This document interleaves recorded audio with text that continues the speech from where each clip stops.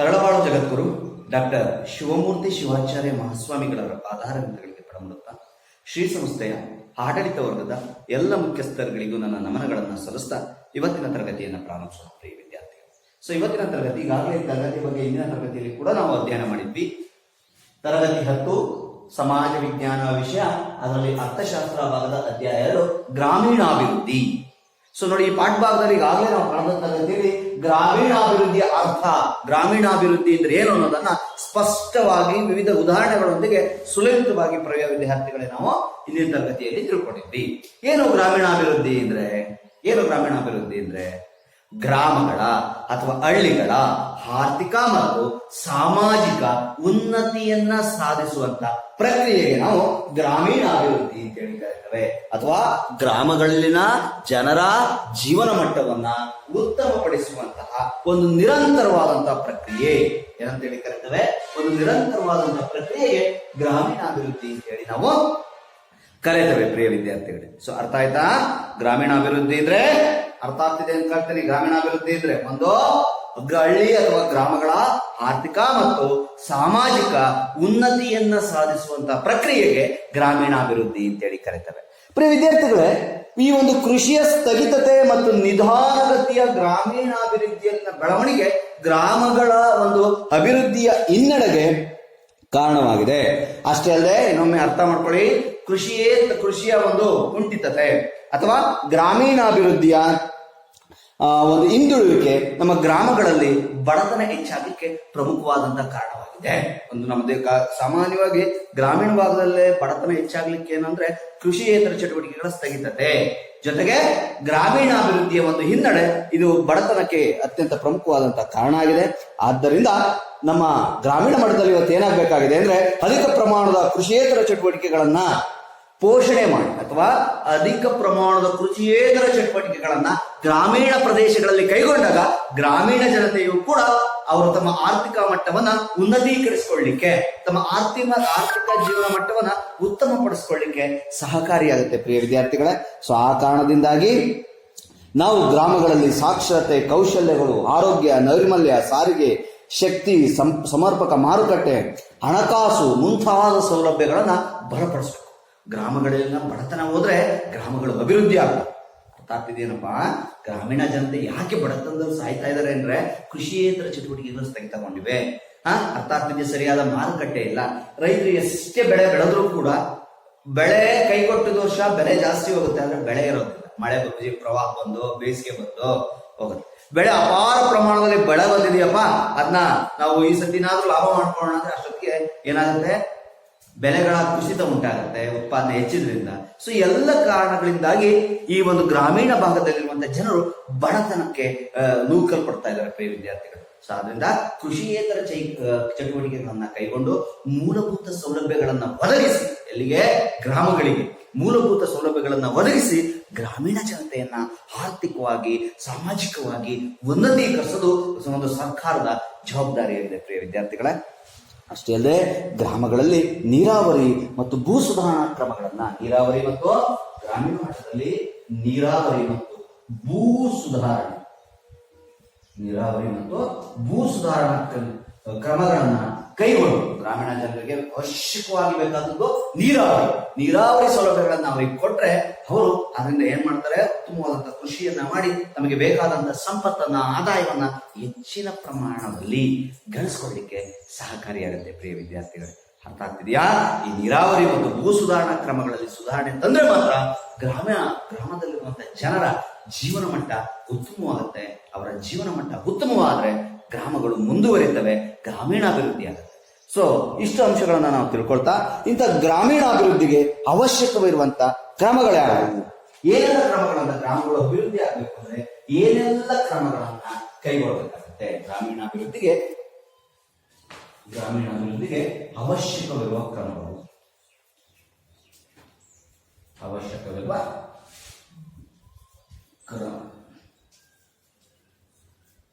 ಪ್ರಿಯ ವಿದ್ಯಾರ್ಥಿಗಳೇ, ಗ್ರಾಮಗಳು ಅಭಿವೃದ್ಧಿ ಅಭಿವೃದ್ಧಿ ಆಗ್ಬೇಕು ಅಂದ್ರೆ ಮೊದಲು ಆ ಗ್ರಾಮದಲ್ಲಿ ವಾಸ ಮಾಡುವಂತ ಜನರ ಜೀವನ ಮಟ್ಟ ಉತ್ತಮಪಡಿಸಬೇಕು. ಅವರು ಬಡತನ ರೇಖೆಯನ್ನ ದಾಟಿ ಒಂದು ಉತ್ತಮವಾದಂತ ಆರ್ಥಿಕ ಪುನಶ್ಚೇತನವಾಗಿರುವಂತಹ ಒಂದು ಉತ್ತಮವಾದಂತ ಜೀವನವನ್ನು ಅವರು ನಡೆಸಬೇಕು. ಆಗ ಗ್ರಾಮಗಳು ಏನಾಗ್ತವೆ, ಅಭಿವೃದ್ಧಿ ಆಗ್ತವೆ. ಸೊ ಈ ನಿಟ್ಟಿನಲ್ಲಿ ಗ್ರಾಮಗಳ ಅಭಿವೃದ್ಧಿಗೆ ಏನೆಲ್ಲ ಕ್ರಮಗಳನ್ನ ಕೈಗೊಳ್ಳಬೇಕು ಅನ್ನೋದನ್ನ ನೋಡೋದಾದ್ರೆ, ಸೊ ಮೊದಲು ಅದರಲ್ಲಿರುವಂತಹ ಮೊದಲನೇ ಕ್ರಮ ಗ್ರಾಮಗಳ ಅಭಿವೃದ್ಧಿಗೆ ಸಂಬಂಧಪಟ್ಟಂತೆ ಮಾನವ ಸಂಪನ್ಮೂಲದ ಅಭಿವೃದ್ಧಿ. ಮಾನವ ಸಂಪನ್ಮೂಲದ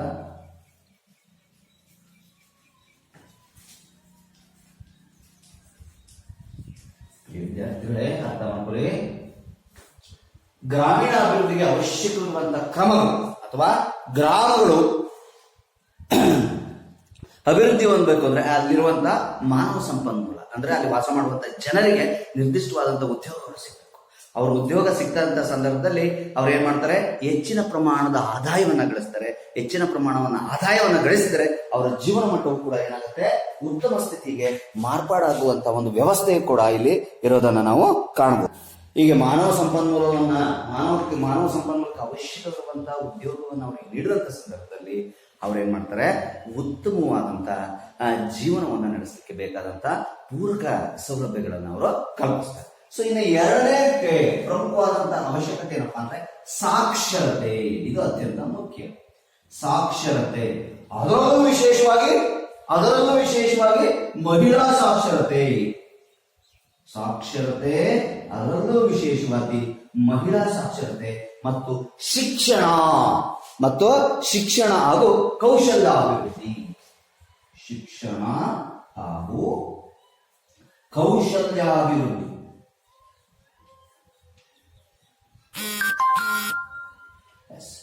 ವಿದ್ಯಾರ್ಥಿಗಳೇ ಅರ್ಥ ಮಾಡ್ಕೊಳ್ಳಿ, ಗ್ರಾಮಗಳು ಅಭಿವೃದ್ಧಿ ಆಗ್ಬೇಕು ಆದಂತ ಸಂದರ್ಭದಲ್ಲಿ ಆ ಗ್ರಾಮಗಳಲ್ಲಿರುವಂತಹ ಅಕ್ಷರಸ್ಥರ ಪ್ರಮಾಣ ಹೆಚ್ಚಾಗುತ್ತೆ. ಅದಕ್ಕೋಸ್ಕರ ಸಾಕ್ಷರತೆ, ಅದರಲ್ಲೂ ವಿಶೇಷವಾಗಿ ಮಹಿಳಾ ಸಾಕ್ಷರತೆ, ಶಿಕ್ಷಣ ಹಾಗೂ ಕೌಶಲ್ಯ ಅಭಿವೃದ್ಧಿ.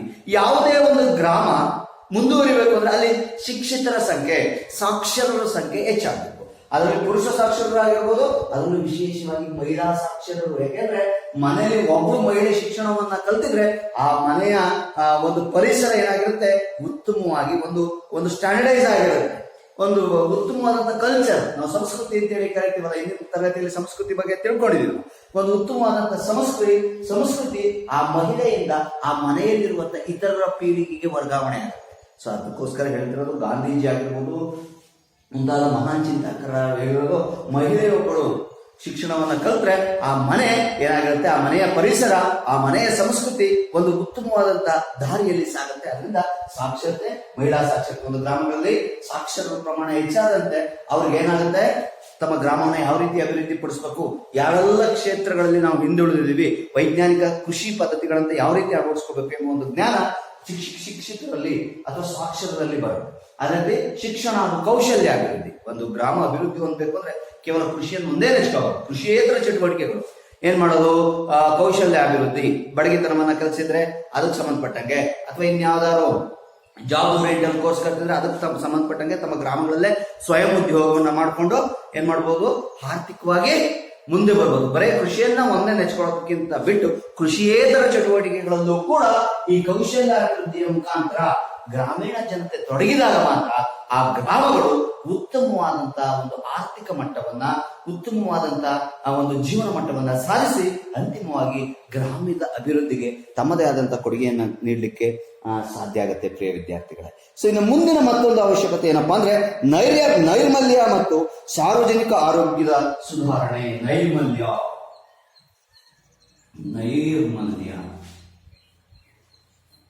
ಸಾರ್ವಜನಿಕ ಆರೋಗ್ಯದ ಸುಧಾರಣೆ.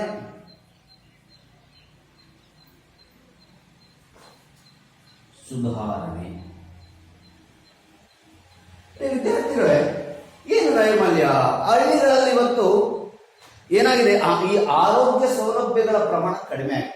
PHC ಇದೆ, ಪ್ರಾಥಮಿಕ ಆರೋಗ್ಯ ಕೇಂದ್ರಗಳಿವೆ, ಇದ್ರೂ ಕೂಡ ಕೆಲವರಲ್ಲಿ ವೈದ್ಯರು ಇದ್ದಾರೆ, ಇನ್ನು ಕೆಲವರಲ್ಲಿ ಇರೋದಿಲ್ಲ, ಇದ್ರೂ ಕೂಡ ಸರಿಯಾಗಿ ಡ್ಯೂಟಿ ಬರೋದಿಲ್ಲ. ಈ ರೀತಿ ಒಂದು ಅಸಮರ್ಪಕವಾದಂತಹ ವ್ಯವಸ್ಥೆ ಈ ಒಂದು ಆರೋಗ್ಯ ಕ್ಷೇತ್ರಗಳಲ್ಲಿ ಇರೋದ್ರಿಂದ, ಅದು ಗ್ರಾಮೀಣ ಭಾಗದಲ್ಲಿ ಇರೋದ್ರಿಂದ ಗ್ರಾಮಗಳ ಜನತೆ ಏನ್ ಮಾಡ್ತಾ ಇದ್ದಾರೆ ಇವತ್ತು ನಗರಗಳ ಕಡೆ ವಲಸೆ ಹೋಗ್ತಾ ಇದ್ದಾರೆ. ಆದ್ರೆ ಇವತ್ತಿನ ಪರಿಸ್ಥಿತಿನೇ ಬೇರೆ ಇದೆ. ಕೊರೋನಾ ಬಂದ್ಬಿಟ್ಟು ಬೆಂಗಳೂರೆಲ್ಲ ಊರಿಗೆ ಸೇರ್ಕೊಂಡ್ಬಿಡಿ.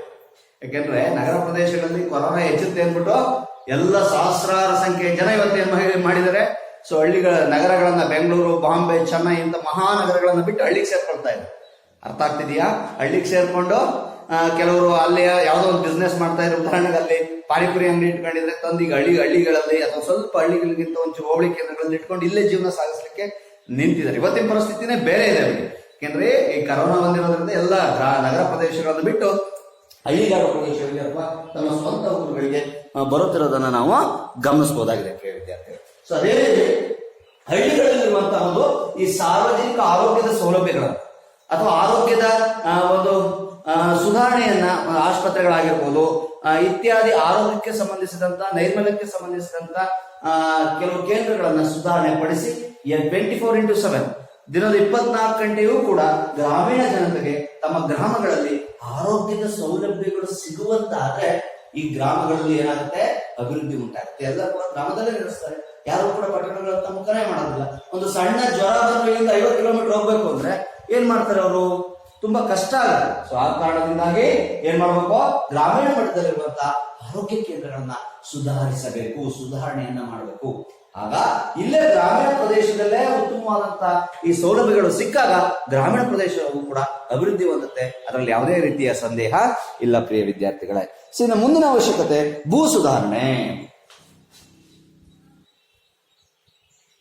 ಭೂ ಸುಧಾರಣೆ ಪ್ರಿಯ ವಿದ್ಯಾರ್ಥಿಗಳೇ, ಸಾಮಾನ್ಯವಾಗಿ ಗ್ರಾಮಗಳಲ್ಲಿ ನೆಲೆಸಿರುವಂತ ಎಲ್ಲ ಜನರು ಕೂಡ ನೆಚ್ಕೊಂಡು ಭೂಮಿಯನ್ನೇ ನೆಚ್ಕೊಂಡೇ ಬದುಕಿರೋದು ಅಥವಾ ಉಳಿದಿರೋದು. ಯಾಕೆಂದ್ರೆ ನಾನು ಎನ್ನೇ ಹೇಳಿದಂತೆ 2011ರ ಜನಗಣತಿ ಪ್ರಕಾರ 68.87% ಜನ ಗ್ರಾಮಗಳಲ್ಲೇ ಕೃಷಿಯನ್ನೇ ನೆಚ್ಕೊಂಡು ಬದುಕ್ತಾರೆ. ಸೊ ಇವರೆಲ್ಲರೂ ಕೂಡ ಈ ಭೂಮಿಯನ್ನು ನೆಚ್ಕೊಂಡಿದ್ದಾರೆ. ಅದರಿಂದ ಈ ಭೂಮಿಗೆ ಸಂಬಂಧಿಸಿದಂತೆ ಕೆಲವೊಂದು ಸುಧಾರಣಾ ಕ್ರಮಗಳನ್ನು, ಅಕ್ರಮ ಸಕ್ರಮ ಅಂತ ಹೇಳಿ ಕರೀತವೆ, ಬಗರುಕಾಮ್ ಅಂತ ಹೇಳಿ ಕರೀತವೆ. ಈ ರೈತರಿಗೆ ಸಂಬಂಧಪಟ್ಟಂತ ಭೂ ಸುಧಾರಣಾ ಕಾಯ್ದೆಗಳನ್ನ ಜಾರಿಗೆ ತಂದು ಸಮರ್ಪಕವಾಗಿ ಅವರು ತಮ್ಮ ಜಮೀನಿನಲ್ಲಿ ಅಥವಾ ತಮ್ಮ ಭೂಮಿಯಲ್ಲಿ ಉಳುಮೆ ಮಾಡಲಿಕ್ಕೆ ಅವಕಾಶವನ್ನ ಮಾಡಿಕೊಟ್ರೆ ಅವರು ಸುಲಭವಾಗಿ ತಮ್ಮ ಕೃಷಿ ಚಟುವಟಿಕೆಗಳಲ್ಲಿ ಪಾಲ್ಗೊಂಡು ತಮಗೆ ಬೇಕಾದಂತಹ, ದೇಶಕ್ಕೆ ಬೇಕಾದಂತಹ ಒಂದು ರಾಷ್ಟ್ರೀಯ ಆದಾಯವನ್ನ ಹೆಚ್ಚಿಸುವಲ್ಲಿ ತಮ್ಮದೇ ಆದಂತಹ ಕೊಡುಗೆಯನ್ನ ರೈತರು ಕೊಡ್ತಾರೆ. ಇದರಲ್ಲಿ ಯಾವುದೂ ಸಂದೇಹ ಇಲ್ಲ. ಅದರಿಂದ ಸರ್ಕಾರ ಈ ಭೂ ಸುಧಾರಣಾ ಕಾಯ್ದೆಗೆ ಒಂದು ಸ್ಪಷ್ಟವಾದಂತಹ ಸುಧಾರಣೆಯನ್ನು ತಂದು ರೈತರ ಅಭಿವೃದ್ಧಿಗೆ, ರೈತರ ಪ್ರಗತಿಗೆ ಕಾಳಜಿಯನ್ನು ಕೊಡಬೇಕು. ರೈತರ ಅಭಿವೃದ್ಧಿ ಆದರೆ ಅದು ಅಂತಿಮವಾಗಿ ಗ್ರಾಮೀಣಾಭಿವೃದ್ಧಿಯಾಗಿ ಪರಿವರ್ತನೆಗೊಳ್ಳುತ್ತೆ ಪ್ರಿಯ ವಿದ್ಯಾರ್ಥಿಗಳೇ. ಇನ್ನು ಮುಂದಿನ ಪ್ರಮುಖವಾದಂತಹ ಅವಶ್ಯಕ ಕ್ರಮಗಳು ವಿದ್ಯುತ್ ಶಕ್ತಿ, ನೀರಾವರಿ, ಹಣಕಾಸು, ಮಾರುಕಟ್ಟೆಗಳು ಮತ್ತು ಸಾರಿಗೆ. ವಿದ್ಯುತ್ ಶಕ್ತಿ, ಹಣಕಾಸು, ಸಾರಿಗೆ, ಮಾರುಕಟ್ಟೆ ಇತ್ಯಾದಿ.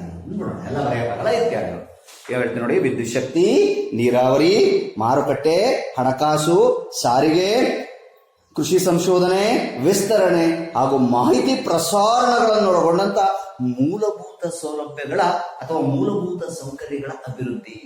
ವಿದ್ಯಾರ್ಥಿಗಳೇ, ನಮ್ಮ ಗ್ರಾಮೀಣ ಪ್ರದೇಶದಲ್ಲಿ ಇತ್ತೀಚೆಗೆ ಸ್ವಲ್ಪ ಸುಧಾರಣೆ ಆಗಿದೆ ವಿದ್ಯುತ್ ಶಕ್ತಿಯಲ್ಲಿ. ಮುಂಚೆ ಶಿಫ್ಟ್ ವೈಸ್ ಇತ್ತು. ಬೆಳಗ್ಗೆ 6 ಗಂಟೆಗೆ ಕರೆಕ್ಟ್ ಬಂದ್ರೆ 12 ಗಂಟೆಗೆ ಹೋಗೋದು, ಇನ್ನು 12 ಗಂಟೆಗೆ ಹೋದ್ರೆ ಮತ್ತೆ ಸಂಜೆ 6 ಗಂಟೆಗೆ ಹೋಗೋದು. ಇಲ್ಲ ಇನ್ನ ನೆಕ್ಸ್ಟ್ ವೀಕ್ ರುಟೀನ್ ಏನಾಗೋದು, ಮತ್ತೆ 6ರಿಂದ ಮಧ್ಯರಾತ್ರಿ 12 ಆಗೋದು. ಆ 12 ಗಂಟೆ ಮಧ್ಯರಾತ್ರಿ 12 ಗಂಟೆಗೆ ಹೋಗಿ ಒಬ್ಬ ರೈತ ತನ್ನ ಜಮೀನಿನಲ್ಲಿ ನೀರು ಬಿಡ್ಲಿಕ್ಕಾಗತ್ತಾ? ಕೃಷಿಗಳಿಗೆ ನೀರು ಹಾಯಿಸ್ಲಿಕ್ಕಾಗತ್ತಾ? ಆಗೋದಿಲ್ಲ. ಪರೀಕ್ಷೆಗಳಿಗೆ ವಿದ್ಯಾರ್ಥಿಗಳು ಓದ್ಕೊಳ್ಲಿಕ್ಕಾಗತ್ತಾ? ಮೂಲಭೂತ ಸೌಲಭ್ಯಗಳಿಗೆ ಬೇಕಾದಂತ ವಿದ್ಯುತ್ ಸಂಪರ್ಕ ಸಿಗ್ತಿರಲಿಲ್ಲ. ಅದರಿಂದ ವಿದ್ಯುತ್ ಶಕ್ತಿ ಒಂದು ನಿರಂತರ ಸೌಲಭ್ಯವನ್ನು ಒದಗಿಸಿಕೊಟ್ರೆ ಗ್ರಾಮೀಣ ಭಾಗದ ರೈತ ಕೂಡ ಅಭಿವೃದ್ಧಿಯನ್ನು ಹೊಂದನೆ ಪ್ರಿಯರಿದ್ದಾರೆ. ತದನಂತರ ಹಣಕಾಸು. ರೈತರಿಗೆ ಉತ್ತಮವಾದಂತಹ ಹಣಕಾಸಿನ ಸೌಲಭ್ಯಗಳನ್ನ ಬ್ಯಾಂಕ್ಗಳ ಮುಖಾಂತರ, ಸಹಕಾರ ಸಂಘಗಳ ಮುಖಾಂತರ ಸರ್ಕಾರ ಏನ್ ಮಾಡ್ಬೇಕು, ಅವ್ರಿಗೆ ಸಾಲಗಳ ಮುಖಾಂತರ, ಅಲ್ಪಾವಧಿ ಸಾಲ, ದೀರ್ಘಾವಧಿ ಸಾಲ ಮುಂತಾದ ವಿವಿಧ ಸಾಲಗಳ ಪ್ರಕಾರದ ಮುಖಾಂತರ ಆ ಗ್ರಾಮೀಣ ಜನತೆಗೆ ಸಾಲ ಸೌಲಭ್ಯಗಳನ್ನು ಕೊಟ್ಟು, ವಿಶೇಷವಾಗಿ ರೈತರಿಗೆ ಸಾಲ ಸೌಲಭ್ಯಗಳನ್ನು ಕೊಟ್ಟು ಅವರ ಕ್ಷೇತ್ರದ ಅಭಿವೃದ್ಧಿಗೆ ಅವರನ್ನ ಪ್ರೋತ್ಸಾಹಿಸಬೇಕು. ಆಗ ಏನ್ ಮಾಡ್ತಾರೆ, ಅವರು ಕೃಷಿ ಮತ್ತು ಇತ್ಯಾದಿ ಚಟುವಟಿಕೆಗಳನ್ನ ಕೈಗೊಂಡು ದೇಶದ ವರಮಾನಕ್ಕೆ, ರಾಷ್ಟ್ರೀಯ ವರಮಾನಕ್ಕೆ ತಮ್ಮದೇ ಆದಂತಹ ಕೊಡುಗೆಯನ್ನ ಕೊಡ್ತಾರೆ. ತದನಂತರ ಸಾರಿಗೆ. ಇವತ್ತು ಎಷ್ಟೋ ಗ್ರಾಮಗಳಿಗೆ ಇನ್ನೂ ಕೂಡ ಎಷ್ಟೋ ಗ್ರಾಮಗಳಿಗೆ ಇನ್ನೂ ಕೂಡ ಟಾರ್ ರಸ್ತೆ ಆಗಿಲ್ಲ. ಇತ್ತೀಚೆಗೆ 100ಕ್ಕೆ 95% ಆಗಿದೆ. ಅದು ಕೂಡ ಕೆಲವು ಕುಗ್ರಾಮಗಳಿಗೆ ಇವತ್ತು ಕೂಡ ಟಾರ್ ರಸ್ತೆಯನ್ನ ಕಂಡಿಲ್ಲ. ಗ್ರಾಮೀಣ ರಸ್ತೆಗಳು ಸಂಪೂರ್ಣವಾಗಿ ಹಾಳಾಗಿವೆ.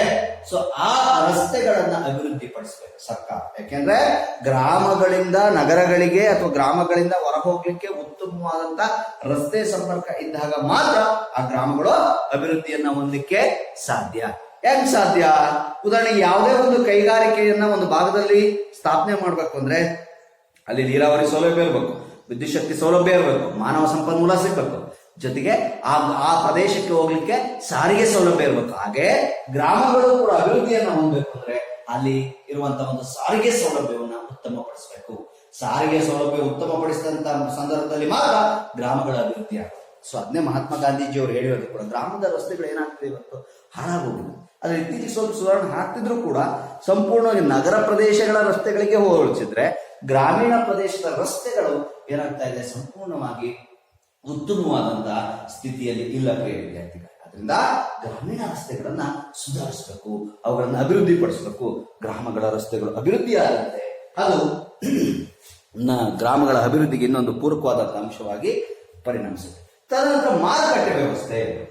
ಈಗಾಗಲೇ ಹೇಳಿದ್ವಿ ವಿದ್ಯಾರ್ಥಿಗಳೇ, ಎಷ್ಟೋ ಸಲ ಅಪಾರ ಪ್ರಮಾಣದ ಕೃಷಿ ಉತ್ಪನ್ನಗಳನ್ನ ನಾವು ಉತ್ಪಾದನೆ ಮಾಡಿದ್ರು ಕೂಡ ಅವುಗಳನ್ನ ಮಾರಾಟ ಮಾಡಲಿಕ್ಕೆ ಸೂಕ್ತವಾದಂತ ಮಾರುಕಟ್ಟೆ ವ್ಯವಸ್ಥೆ ನಮ್ಮಲ್ಲಿಲ್ಲ. ಟೊಮೆಟೊ ಬೇಸಿಗೆ ಕಾಲ ಸಂದರ್ಭದಲ್ಲಿ 40-50 ರೂಪಾಯಿ ಕೆಜಿ ಆಗಿದೆ. ಈಗ 5 ರೂಪಾಯಿ ಕೆಜಿ ಆಗಿದೆ. ಉತ್ಪಾದನೆನೂ ಜಾಸ್ತಿ ಇದೆ, ಬೆಲೆ ಕಡಿಮೆ ಆಗಿದೆ. ಅದರಿಂದ ನಾವೇನ್ ಮಾಡಬೇಕು, ಉತ್ಪಾದನೆ ಜಾಸ್ತಿ ಆದಂತ ಸಂದರ್ಭದಲ್ಲಿ ಅವುಗಳನ್ನ ಕೋಲ್ಡ್ ಸ್ಟೋರೇಜ್ ಮಾಡಬೇಕು. ಶೀತಲೀಕರಣ ವ್ಯವಸ್ಥೆ, ಆ ಫ್ರೀಜರ್ ವ್ಯವಸ್ಥೆ ಅಂತ ಆ ವ್ಯವಸ್ಥೆಯು ಕೂಡ ನಮ್ಮಲ್ಲಿಲ್ಲ. ಆ ವ್ಯವಸ್ಥೆಯಲ್ಲಿ ನಾವು ಹೆಚ್ಚಿನದಾಗಿ ಬೆಳೆದಂತ ಉತ್ಪನ್ನಗಳನ್ನ ಫ್ರೀಸ್ ಮಾಡಿದಾಗ ಯಾವಾಗ ಅವುಗಳ ಕೊರತೆ ಉಂಟಾಗುತ್ತೆ, ಆ ವಸ್ತುಗಳ ಬೆಲೆ ಜಾಸ್ತಿ ಆಗುತ್ತೆ, ಅವಾಗ ಅಲ್ಲಿಂದ ತೆಗೆದು ಮಾರುಕಟ್ಟೆಗೆ ಬಿಟ್ರೆ ಬೆಲೆ ಸಮತೋಲನ ಸ್ಥಿತಿಯಲ್ಲಿ ಆಗುತ್ತೆ. ಮಧ್ಯಮ ವರ್ಗದವರು ಕೂಡ ಕೊಂಡು ತಿನ್ಬಹುದು ಅಂತ ಒಂದು ವ್ಯವಸ್ಥೆ ಆಗುತ್ತೆ. ಜೊತೆಗೆ ರೈತರು ಕೂಡ ಅಪಾರ ಪ್ರಮಾಣದ ಆದಾಯವನ್ನ ಗಳಿಸಲಿಕ್ಕೆ, ಲಾಭವನ್ನ ಗಳಿಸಲಿಕ್ಕೆ ಸಾಧ್ಯ ಆಗುತ್ತೆ. ಇವತ್ತು ಎಷ್ಟೋ ಪ್ರಮಾಣದ ನಾನು ತರಕಾರಿಯನ್ನ ಬೆಳಿತೀನಿ, ಕೃಷಿ ಉತ್ಪನ್ನಗಳನ್ನ ಬೆಳಿತೀನಿ, ಅದು ಮಾರಾಟ ಮಾಡ್ಲಿಕ್ಕೆ ಮಾರುಕಟ್ಟೆ ಸೌಲಭ್ಯ ಇಲ್ಲ ಅಂದಾಗ ಮಾರಾಟ ಮಾಡ್ಲಿಕ್ಕೆ ಇಲ್ಲಿಂದ 50 ಕಿಲೋಮೀಟರ್ ನಗರ ಪ್ರದೇಶದಲ್ಲಿ ಹೋಗ್ಬೇಕು ಅಂದ್ರೆ ನಮ್ಮ ಉತ್ಪನ್ನಗಳನ್ನ ಸಾಗಣೆ ಮಾಡ್ಲಿಕ್ಕೆ ಇನ್ನೊಂದ್ ಕಡೆ ರಸ್ತೆನೂ ಸರಿ ಇಲ್ಲ, ವಾಹನ ಸೌಲಭ್ಯಗಳು ಕೂಡ ಸರಿಯಾಗಿರೋದಿಲ್ಲ.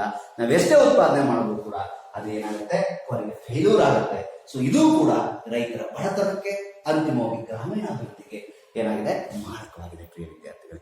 ಅದರಿಂದ ಸರ್ಕಾರಗಳು ಈ ಹೋಬಳಿ ಮಟ್ಟದಲ್ಲಾದ್ರೂ ಕೂಡ ಉತ್ತಮವಾದಂತಹ ಮಾರುಕಟ್ಟೆ ಸೌಲಭ್ಯವನ್ನು ಒದಗಿಸಿದ್ರೆ ರೈತರು ತಾವು ಬೆಳೆದಂತಹ ಕೃಷಿ ಉತ್ಪನ್ನಗಳಿಗೆ ಮಾರಿ ಅಪಾರ ಪ್ರಮಾಣದ ಆದಾಯವನ್ನು ಗಳಿಸಿ ತಮ್ಮ ಜೀವನ ಮಟ್ಟವನ್ನು ಉತ್ತಮಪಡಿಸಿಕೊಳ್ತಾರೆ. ಇದು ಪೂರಕವಾಗಿ ಗ್ರಾಮೀಣಾಭಿವೃದ್ಧಿಗೆ ಪೂರಕವಾಗಿ ಪರಿಣಮಿಸುತ್ತೆ. ತದನಂತರ ಕೃಷಿ ಸಂಶೋಧನೆ, ವಿಸ್ತರಣೆ ಹಾಗೂ ಮಾಹಿತಿ ಪ್ರಸಾರ ಸೌಕರ್ಯಗಳು. ಕೃಷಿ ಸಂಶೋಧನೆ, ರೈತ ನೋಡಿ ಇವತ್ತು ಸ್ವಲ್ಪ ಕೃಷಿಯ ಕ್ಷೇತ್ರದಲ್ಲಿ ಹೊಸ ಹೊಸ ಸಂಶೋಧನೆಗಳಾಗ್ತಾ ಇದೆ. ನೋಡಿ, ಮುಂಚೆ 1 ಎಕರೆ ಜಮೀನಿನಲ್ಲಿ 5 ಚೀಲ ರಾಗಿಯನ್ನ ಬೆಳೀತಾ ಇದ್ದ ಒಬ್ಬ ರೈತ. ಅರ್ಥ ಆಗ್ತಿದೆ? ಹಿಂದೆ ಯಾವುದೇ ಕೃಷಿಯ ಸಂಶೋಧನೆಗಳು ಇದ್ದಿದ್ದಂತ. ಅದೇ ಇವತ್ತು ಅದೇ 1 ಎಕರೆ ಜಮೀನಿನಲ್ಲಿ ಒಬ್ಬ ರೈತ 10 ಚೀಲ ರಾಗಿಯನ್ನ ಬೆಳೀತಾ ಇದ್ದಾನೆ.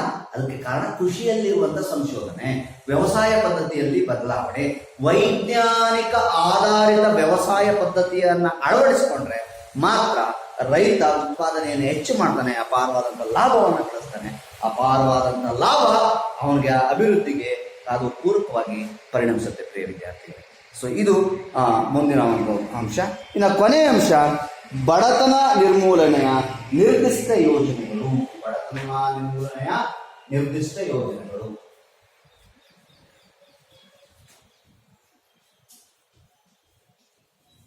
ಬಡತನ ನಿರ್ಮೂಲನೆಯ ನಿರ್ದಿಷ್ಟ ಯೋಜನೆಗಳು.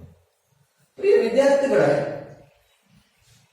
ಬಡತನ ನಿರ್ಮೂಲನೆ ಆದ್ರೆ ಆ ಗ್ರಾಮ ಅಭಿವೃದ್ಧಿ ಹೊಂದುತ್ತೆ, ಜನರ ಜೀವನ ಮಟ್ಟವು ಕೂಡ ಉತ್ತಮವಾಗುತ್ತೆ. ಆ ಕಾರಣಕ್ಕಾಗಿ ಬಡತನ ಏನಾಗ್ಬೇಕು, ನಿರ್ಮೂಲನೆ ಆಗ್ಬೇಕು.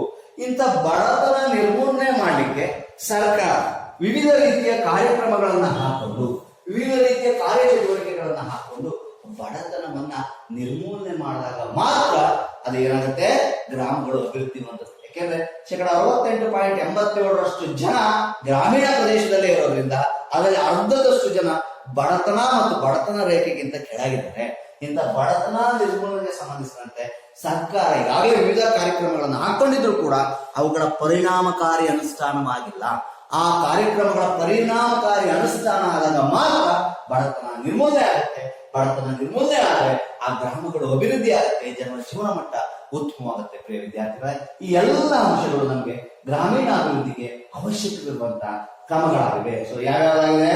ಮಾನವ ಸಂಪನ್ಮೂಲಗಳ ಅಭಿವೃದ್ಧಿ, ಸಾಕ್ಷರತೆ, ಅದರಲ್ಲೂ ವಿಶೇಷವಾಗಿ ಮಹಿಳಾ ಸಾಕ್ಷರತೆ, ಮತ್ತೆ ಶಿಕ್ಷಣ, ಕೌಶಲ್ಯ ಅಭಿವೃದ್ಧಿ, ನೈರ್ಮಲ್ಯ ಮತ್ತು ಸಾರ್ವಜನಿಕ ಆರೋಗ್ಯದ ಸುಧಾರಣೆ, ನೆಕ್ಸ್ಟ್ ಭೂ ಸುಧಾರಣೆ, ವಿದ್ಯುತ್ ಶಕ್ತಿ, ಸಾರಿಗೆ, ಹಣಕಾಸು, ನೀರಾವರಿ, ಮಾರುಕಟ್ಟೆ, ಕೃಷಿ ಸಂಶೋಧನೆ ಇತ್ಯಾದಿ ಕ್ರಮಗಳು ಬಡತನ ನಿರ್ಮೂಲನೆಗೆ ನಿರ್ದಿಷ್ಟ ಯೋಜನೆಗಳನ್ನ ಹಾಕೊಂಡು ಗ್ರಾಮೀಣಾಭಿವೃದ್ಧಿಯನ್ನ ಪಡಿಸಬೇಕಾಗಿ ಪ್ರವರ್ತಿಸುವಂತ ಅತ್ಯಂತ ಮುಖ್ಯವಾದಂತಹ ಕ್ರಮಗಳಾಗಿವೆ ಪ್ರಿಯ ವಿದ್ಯಾರ್ಥಿ. ಸೊ ತದನಂತರ ಗ್ರಾಮೀಣಾಭಿವೃದ್ಧಿಯ ಮಹತ್ವ, ಗ್ರಾಮೀಣಾಭಿವೃದ್ಧಿ ಯಾಕಾಗಬೇಕು, ಇದರಿಂದ ಪ್ರಯೋಜನಗಳೇನು? ಸೊ ಗ್ರಾಮೀಣಾಭಿವೃದ್ಧಿಯ ಮಹತ್ವ ಏನು ಪ್ರಯೋಜನ?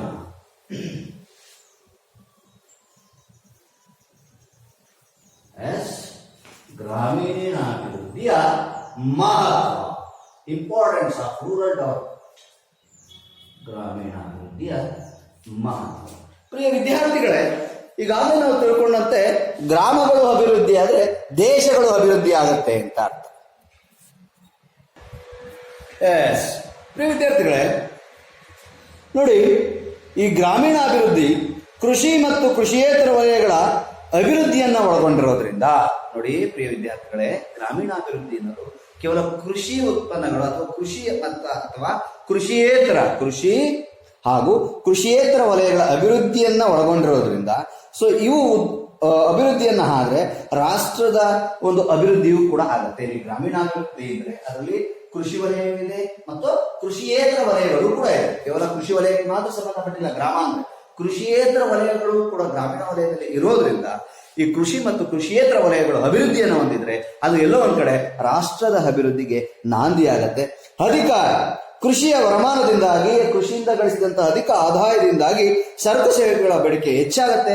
ಸರಕು ಸೇವೆಗಳ ಬೇಡಿಕೆ ಹೆಚ್ಚಾಗ್ಬಿಟ್ರೆ ಅದು ರಾಷ್ಟ್ರೀಯ ಆದಾಯಕ್ಕೆ ಕೊಡುಗೆಯಾಗಿ ಬಳುವಳಿಯಾಗಿ ಪರಿಣಮಿಸುತ್ತೆ. ಪ್ರಿಯ ವಿದ್ಯಾರ್ಥಿಗಳು, ಎಷ್ಟು ಸರಕು ಸೇವೆಗಳನ್ನು ನಾವು ಉತ್ಪಾದನೆ ಮಾಡ್ತೀವಿ, ಅವುಗಳನ್ನು ಸರಬರಾಜು ಮಾಡ್ತೀವಿ, ಅವುಗಳನ್ನ ಮಾರಾಟವನ್ನ ಮಾಡ್ತೀವಿ. ಸೊ ಇದರಿಂದ ಇದು ಎಲ್ಲೋ ಒಂದ್ ಕಡೆ ಕಂದಾಯದ ಮುಖಾಂತರ, ತೆರಿಗೆಯ ಮುಖಾಂತರ ರಾಷ್ಟ್ರೀಯ ಆದಾಯಕ್ಕೆ, ನ್ಯಾಷನಲ್ ಇನ್ಕಮ್ ಅಂತ ಏನ್ ಕರಿತೇವೆ, ಈ ರಾಷ್ಟ್ರೀಯ ಆದಾಯಕ್ಕೆ ಪ್ರಮುಖ ಕೊಡುಗೆಯಾಗಿ ಪರಿಣಮಿಸುತ್ತೆ ಪ್ರಿಯ ವಿದ್ಯಾರ್ಥಿಗಳು. ಸೊ ಹಾಗೆ ಈ ಕೃಷಿಯಲ್ಲಿ ಅಥವಾ ಕೃಷಿಯೇತರ ಒಂದು ಚಟುವಟಿಕೆಗಳು ಹೆಚ್ಚಾದಂತೆ ಔದ್ಯೋಗಿಕ ಅಥವಾ ಉದ್ಯೋಗದ ಅವಕಾಶಗಳು ಸಿಗ್ತವೆ. ಯುವ ಜನತೆಗೆ ಉದ್ಯೋಗದ ಅವಕಾಶಗಳು ಸಿಗ್ತವೆ. ಉದ್ಯೋಗದ ಅವಕಾಶಗಳು ಸಿಕ್ಕಂತ ಸಂದರ್ಭದಲ್ಲಿ ಕೃಷಿ ಮತ್ತು ಕೃಷಿಯೇತರ ಚಟುವಟಿಕೆಗಳು ಚುರುಕುಗೊಂಡ್ರೆ ಎಲ್ರಿಗೂ ಕೂಡ ಕೆಲಸ ಸಿಗುತ್ತೆ. ಯಾರು ಕೂಡ ಮನೆಯಲ್ಲಿ ಸುಮ್ಮನೆ ಕೂರಂಗಿಲ್ಲ, ಎಲ್ರಿಗೂ ಕೂಡ ಕೆಲಸ ಸಿಗುತ್ತೆ. ಇಟ್ ಮೀನ್ಸ್ ಅರ್ಥ ಮಾಡ್ಕೊಳ್ಳಿ, ಕೃಷಿ ಚಟುವಟಿಕೆಗಳಲ್ಲಿ ಕೆಲಸ ಸಿಗುತ್ತೆ. ಸೊ ಆ ಮುಖಾಂತರವಾಗಿ ಪ್ರತಿಯೊಬ್ಬರು ಕೂಡ ಒಂದಲ್ಲ ಒಂದು ಚಟುವಟಿಕೆಯಲ್ಲಿ ಪಾಲ್ಗೊಂಡು ಅದಕ್ಕೆ ಸಮಾನವಾಗಿ ವೇತನವನ್ನ ಪಡಿತಾರೆ. ಸೊ ಆ ವೇತನದಿಂದ ಕೂಡ ಮಾಡ್ತಾರೆ. ಅಷ್ಟೇ ಅಲ್ಲದೆ ಶಿಕ್ಷಣ ಮತ್ತು ಕೌಶಲ್ಯಗಳಿಂದಾಗಿ ಹೆಚ್ಚಿನ ಉತ್ಪಾದನೆ ಆಗುತ್ತೆ. ಜನರ ಆರೋಗ್ಯವೂ ಕೂಡ ಸುಧಾರಿಸುತ್ತೆ. ಜನರ ಆರೋಗ್ಯ ಸುಧಾರಿಸಿದ್ರೆ ಅವರು ಹೆಚ್ಚಿನ ಪ್ರಮಾಣದ ಕೃಷಿ ಮತ್ತು ಕೃಷಿಯೇತರ ಚಟುವಟಿಕೆಗಳಲ್ಲಿ ಪಾಲ್ಗೊಳ್ಳುತ್ತಾರೆ.